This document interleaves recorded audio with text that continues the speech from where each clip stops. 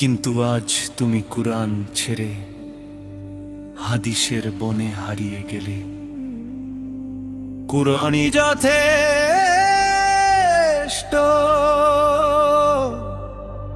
হাদিসের ভিড়ে কেন হারালে তুমি? তুমি বলো হাদিস ছাড়া কুরআন বোঝা যায় না।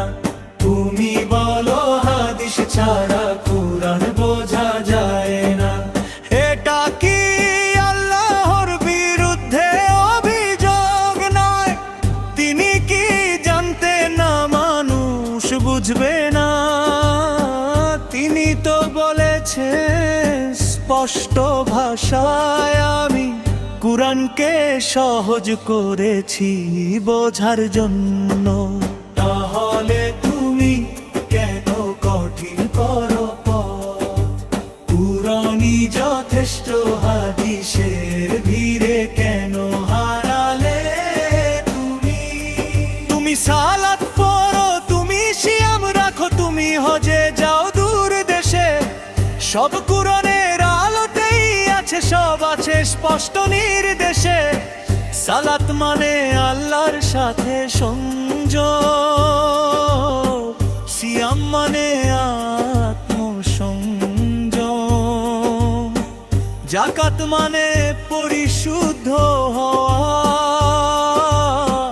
তাহলে বিভ্রান্তি কেন এতজন? কুরআনই যথেষ্ট, হাদিসের ভিড়ে কেন হারালে তুমি? একজন ইমাম বলে ভাবে, আরেকজন বলে ওভাবে, চার মাঝাবে ভাগ হলে তুমি হাজার ফিকে ডুবে রবে। লাখ ফতোয়ার ঝড়ে পড়ে তুমি পথ হারালে ধীরে ধীরে। কুরআনের সরল পথ ছেড়ে মানুষের কথায় গেলে ঘুরে। কুরআনই যথেষ্ট, হাদিসের ভিড়ে কেন হারালে তুমি? আজ মুসলমান দুর্বল কেন? কারণ তারা কুরআন ছাড়লো। আজ মুসলমান বিভক্ত কেন? কারণ মানুষের বই আঁকড়ে ধরলো। আজ কেন অপমান সহ্য করে, কেন মাথা নত অন্য দ্বারে?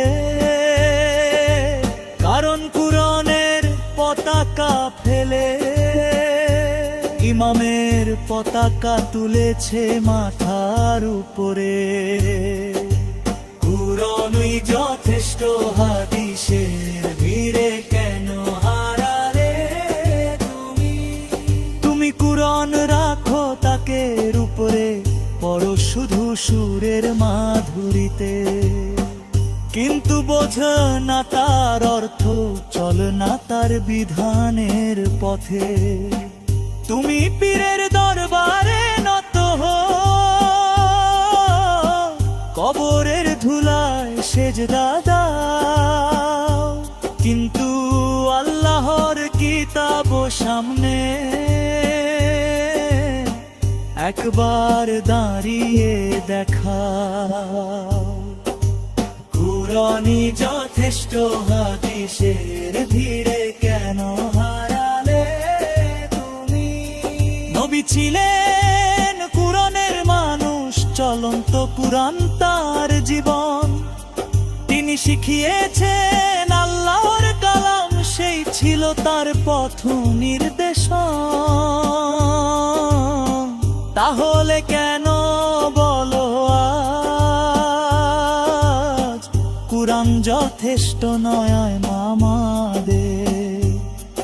একই নবীর প্রতি অসম্মান নয়, একই বিদ্রোহ নয় আল্লাহ। কুরআনই যথেষ্ট, হাদিসের ভিড়ে কেন হারালে তুমি? সাহাবারা যুদ্ধ করেছিলেন কুরআনের পতাকা হাতে, তারা ফিরিয়েছিলেন মানুষকে আল্লাহর কিতাবের পথে। তারা মাজহাব বানাননি, তারা ফিকহের পাহাড় তোলেননি। তারা বলেছিলেন শুধু আল্লাহর কিতাবে ফিরে আসো। কুরআনই যথেষ্ট, হাদিসের ভিড়ে কেন হারালে তুমি? এখনো সময় আছে, ফিরে এসো কুরআনের কাছে। তাকের উপরে নয়, বুকে আর জীবনের মাঝে। মানুষের বই নয়, স্রষ্টার কিতাব ধরো। মাঝহাবের দেয়াল নয়, আল্লাহর সরল পথ ধরো। কুরআনই যথেষ্ট,